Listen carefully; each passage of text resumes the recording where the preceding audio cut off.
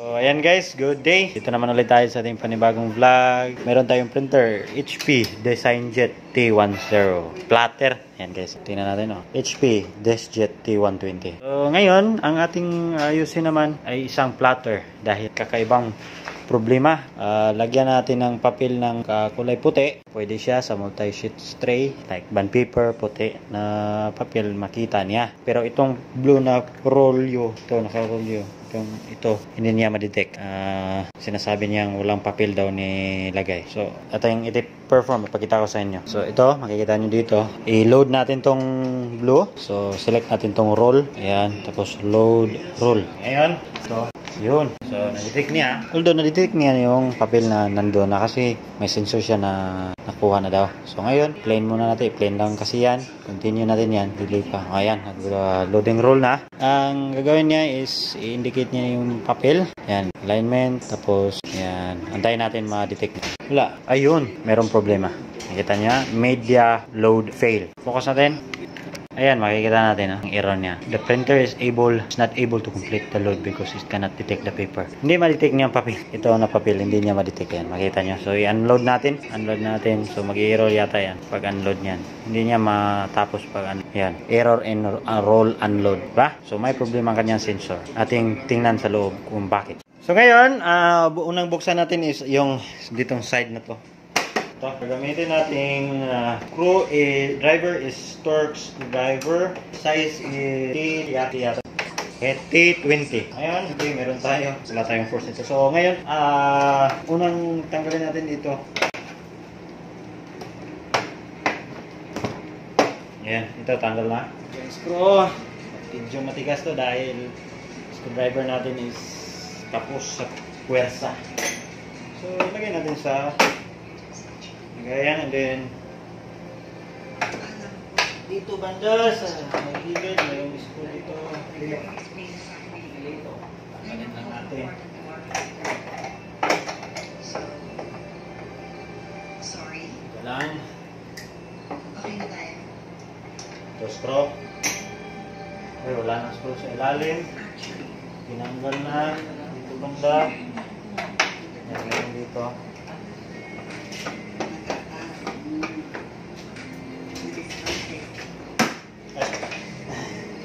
Ayan, tanggal natin yung screw. 6 yata itong screw dito.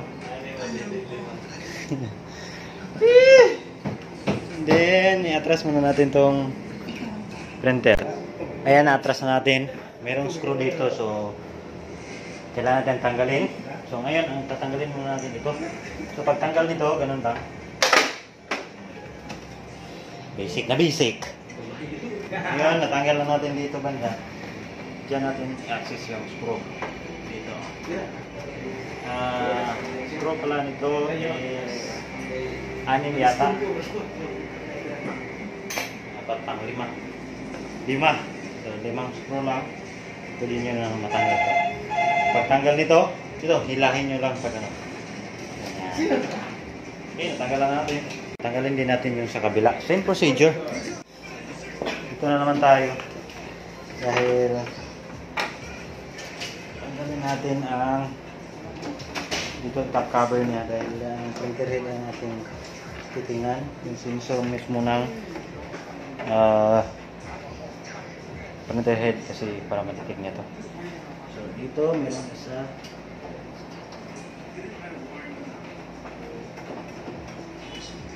Yan.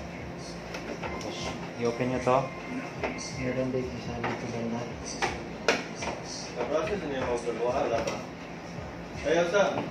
Naku, walang screw. Walang screw dito. Blinking lights man. Apel po to.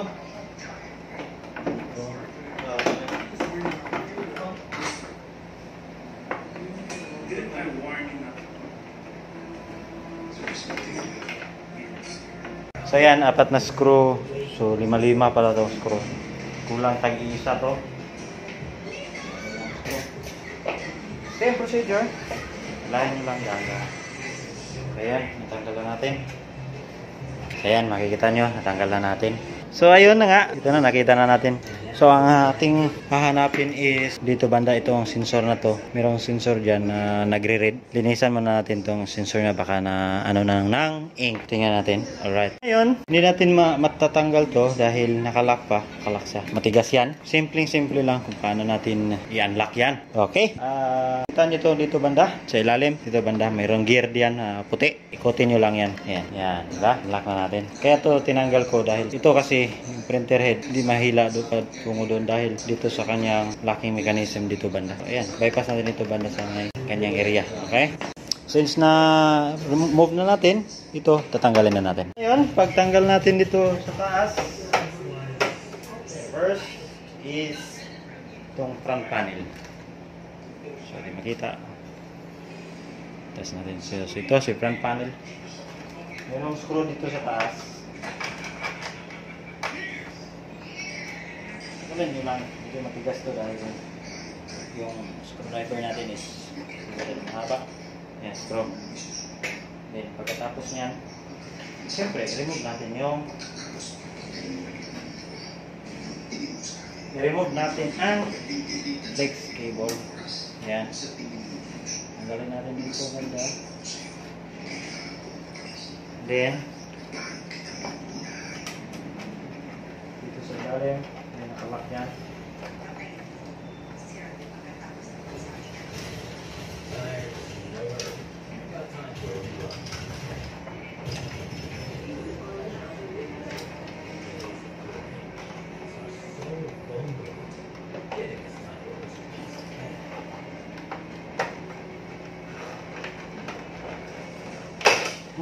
Yun. Nakapan tayo dahil sa kanyang locking mechanism. So, ito na nga. Yung locking mechanism niya. Ayan ito. Ito lang, pigain nyo lang to. Ito. Ganyan, pag ganyan siya. So, itong tatlo. Isa, dalawa. Kaya ako kinalikot doon banda. So, ayan, nakaganyan siya. Ito, dalawa. At saka itong isa. Ayan, dito. At meron pa pala dito. Kaya ako nahirapan. Meron pang isa dito. Buti, hindi nabali natin. Okay. Na-remove na natin panel. Next is yung ito. Next is itong banda. So, ang screw niya is T15. Hindi pwedeng T20. Masyadong malaki ang T20. So, 4 lang na screw. Ito isa, dalawa, tatlo. 6 pala. 4, 5, 6. Sorry, tatlo. Kabilaan. Ano kayo? Kaya, so, ito na yun. 3 screw. 1, 2, 3. Yung sa kabila.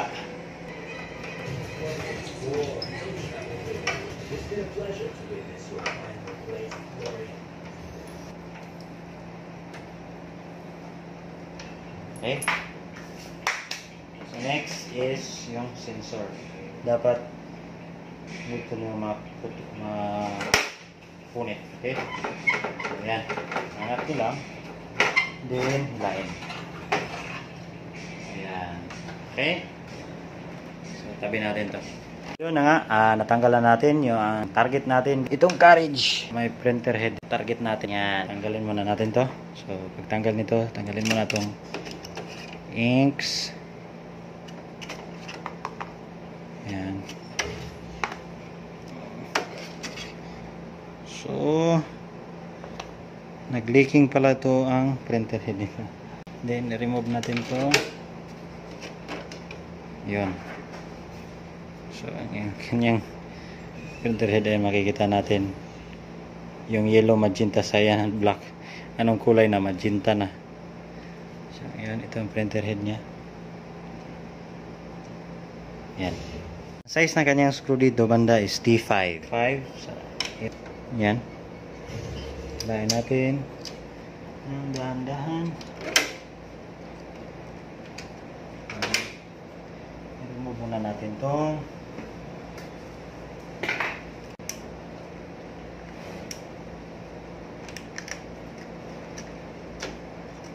Yan. Remove ng cover.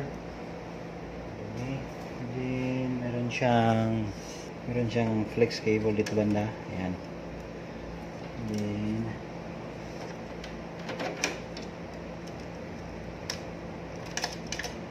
siya guys. Yan, natanggal na natin itong sensor na to. Ayan, kita niyo yung sensor niya. Ito kaya dahilan nabubuta na. Yan, dapat clean yan, walang dumi. Focus natin. Hindi mag-focus, basta ganyan siya, walang dumi dapat yan. Okay, at ito na yun. So linisan ko muna to. So ayan, ito talaga ang kanyang sensor ito. So yung nadumihan kanina, ito lang yung cover mismo. Ayan, nilinisan ko na yan, hinugasan ng tubig, pinunasan, tapos pinatuyo. Ayan, then ngayon okay na siya. Linisan ko na ang maayos, and then proceed natin, ibalik natin sa kanyang cover. So pagbalik niyan, simple.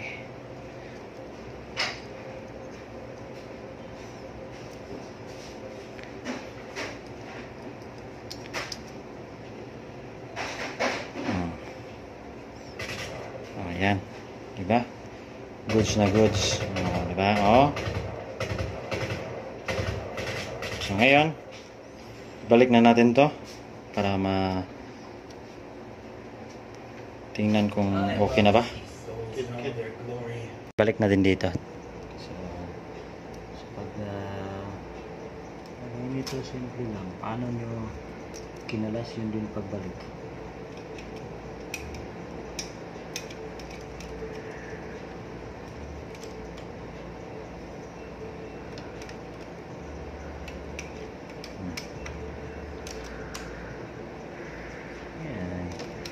Ba? So, balik na natin.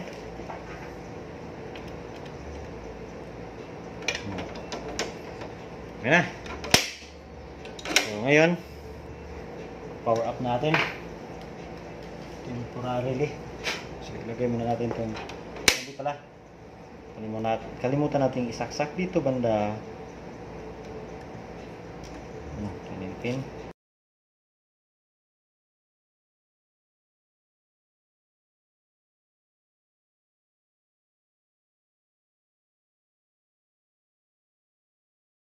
Assemble ko na temporarily. Lagyan ko ng panel, lagyan ng sensor, taas, top cover sensor, temporarily, and then power up natin. Testing natin kung gagana ba ito. Okay? So, yun na nga, temporarily, top cover sensor, ito yun. Kasaksak sa mainboard. Ito, temporary panel niya. Natin. Top cover, di palagyan. Legs cable, tip lang. Ayun, nalagay na natin temporarily. Yan, nalagay na natin. So, kailangan natin takpan tong sensor na to. So, ang sensor na to para sa ink. Ito, ink cartridges. Detect niya. Detect niya na open. So, lagay natin, i-bypass natin muna. Lagyan nyo lang kahit ano, pantakip dyan. Same din dito sa top cover. Lagyan ng harang. So, it means na-close yung top cover. Saka close din tong ink sensor dito ba. Okay, next is power up. Nawa ko bypass ba na natin final. Hit natin to. Nawang power up. Power up. Power on natin. Yan na. Yun, nauna na. Yan, nauna natin. Ayan. Ayan. Plus top cover daw. Top cover. Top cover.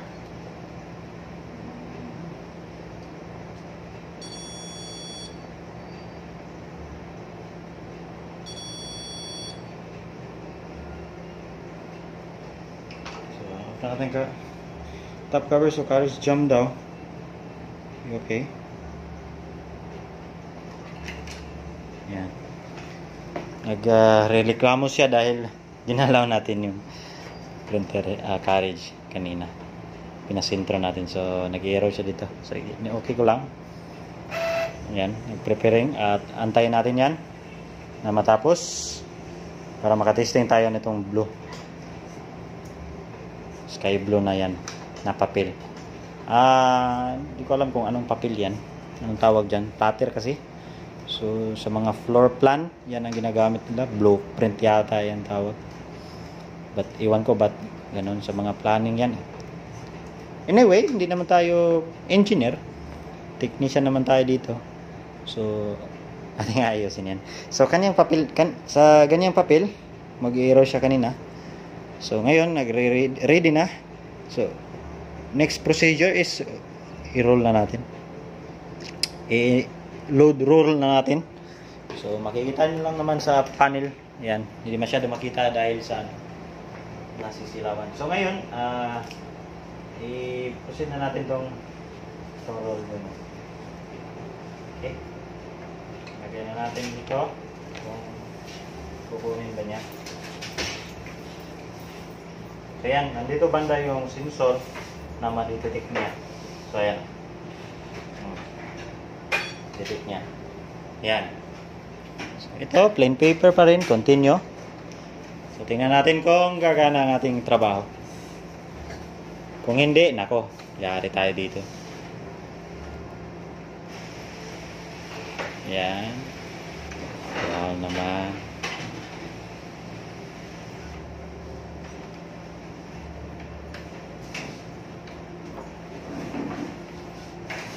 O, diba?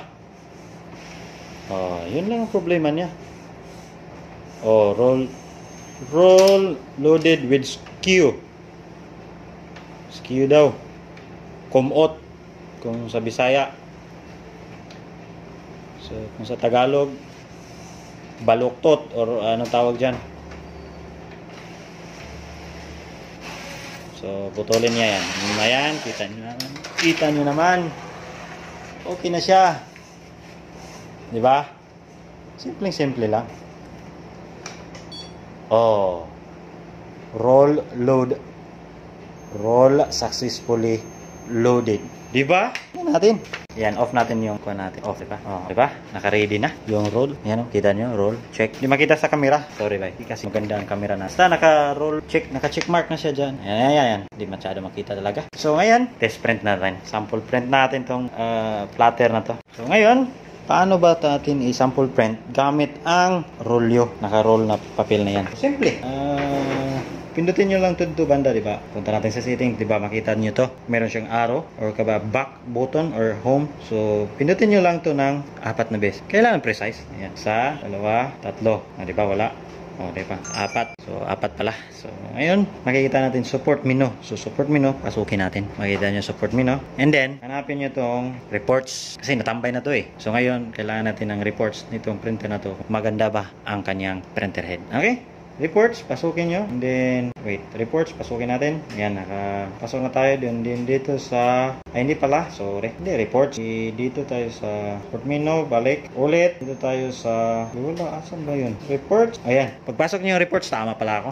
Pagpasok nyo ng reports, pindot kayo ng 5, patungo kayo sa button top. Button top, pasukin. So, ilagay natin na code is number 10. Yung number 10 na code is nozzle check. Okay? And then, magpiprint yan. So, ayan. Antayin natin. Tagal wala. Ayan. Okay. Ayan na nga. Okay. And then, tingnan natin. Print yan. Yun. O, diba? Kita nyo naman. Pag-print na tayo. Sana yung pinutol natin sa... Uy! O, diba? Pinutol niya. Meron pa yung isa. Damski ah. Yun. Pangit yung quality niya. Putulin. Diba? Diba? Nakapag-print na siya dito. Yung dalawang papel na piniprint niya.